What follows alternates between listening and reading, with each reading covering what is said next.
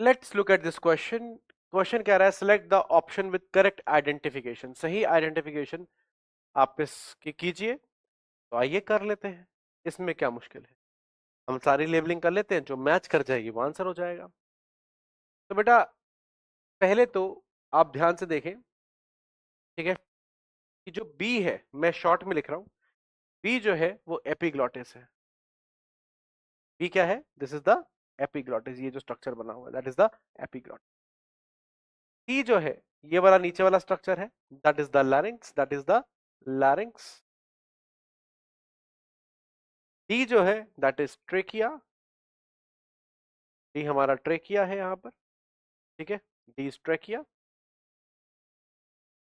ठीक है। ए जो है बाइफर्केशन ऑफ ट्रैंकिया है, ये ब्रोंकस हो जाएगा, the primary bronchus, primary bronchus हो जाएगा। अब ई देखिए ध्यान से, अब कंफ्यूजन कहां आएगा? जी और ई में आएगा। अब ई में देखो, इसने ध्यान से, मैंने इसको थोड़ा फोकस कीजिए, इसने दो पॉइंट्स किए, एक किया है बाहर की तरफ, एक किया है अंदर की तरफ, मतलब एक अंदर की तरफ और एक बाहर की तरफ। तो दो एरो दिखाए हैं, दो एरो मतलब दो चीजें। ये क्या है? ई, दो चीजें किस चीज की होती है? Pleural membrane. जो प्लूरल मेम्ब्रेन होती है वो दो होती है, एक होती है लंग की तरफ, एक होती कहां है? लंग की तरफ होती है। आपके जो लंग्स है उसके बाहर प्लूरल मेम्ब्रेन होती है, ठीक है। तो लंग्स है, मान लो ये लंग्स है, लेट्स से लंग्स है, ठीक है, ये लंग्स हो गई, एक लंग की बात बता रहा हूं, ठीक है ना। लंग्स के बाहर प्लूरल मेम्ब्रेन होती है, ठीक है। एक तो इसकी मेम्ब्रेन, ये प्लूरल मेम्ब्रेन, एक ये। तो एक होती है द इनर प्लूरल मेम्ब्रेन,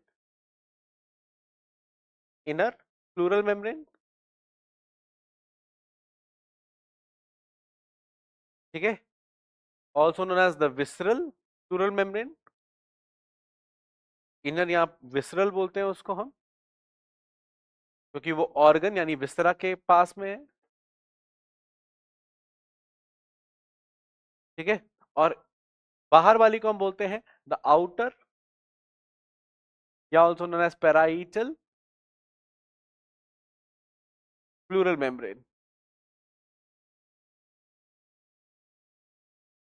ठीक है। तो दो मेम्ब्रेन्स होती हैं, एक बाहर होती है, एक अंदर होती है, और दोनों के बीच में फ्लूइड रहता है। क्या रहता है? फ्लूइड रहता है, ठीक है ना, ठीक है। और इस फ्लूइड को बोलते हैं हम प्लूरल फ्लूइड,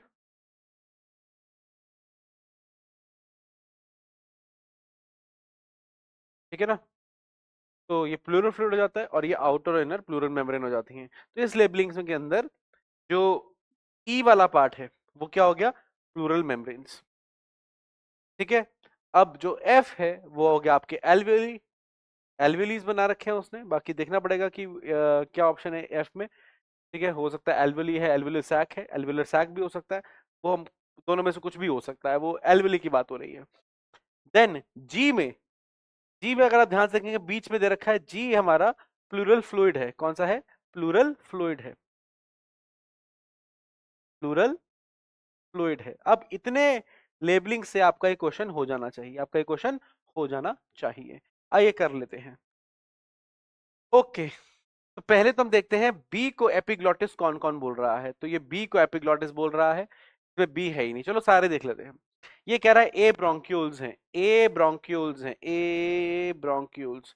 नहीं बेटा, ए जो है वो ब्रोंकस है, पहला डिवीजन है, पहले डिवीजन को हम प्राइमरी ब्रोंकस बोलते हैं। तो ए तो भैया गलत हो गया, है ना।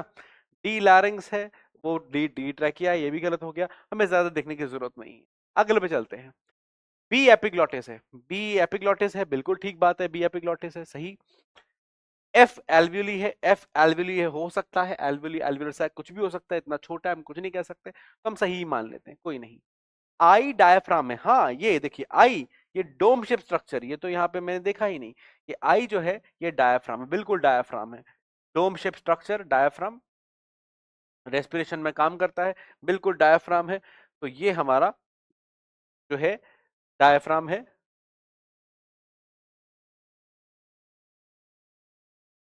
ठीक है बेटा, तो ये तो एकदम ठीक हो गया, तो ये भी ठीक हो गया, लेकिन मैंने कहा ना, हम याद रखिएगा सारे ऑप्शन देखेंगे। सी पे चलते हैं, D trachea.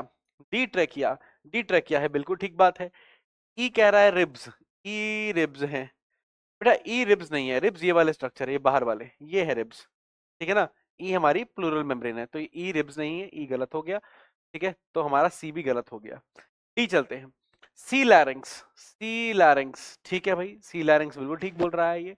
D trachea, D trachea भी ठीक बोल रहा है। और जी बोल रहा है cut end of ribs, cut end of ribs, नहीं बेटा, cut end of the ribs नहीं है, मैंने कहा ना कि रिब्स हमारे ये cut end of the ribs ये दिखा रखा है इन्होंने, ठीक है ना, बाहर की तरफ, तो ये नहीं ठीक रहेगा। तो जो बेस्ट ऑप्शन है हमारा वो हो जाता है हमारा बी, ठीक है, कि ये हो गया एपिग्लॉटिस, ये हो गया डायफ्राम, और एल्वेली डायफ्राम।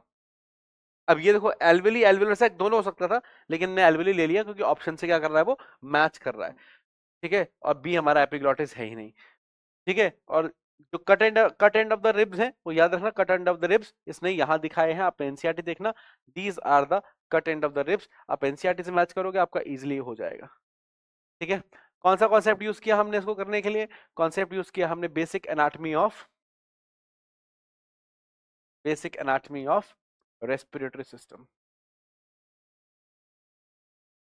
अगर आप रेस्पिरेटरी सिस्टम की एनाटॉमी जानते हो तो आप ये क्वेश्चन कर लोगे, और डायरेक्टली फ्रॉम एनसीईआरटी है, आप डायग्राम को मैच कर सकते हो एनसीईआरटी से। तो answer is B, and concept used is anatomy of respiratory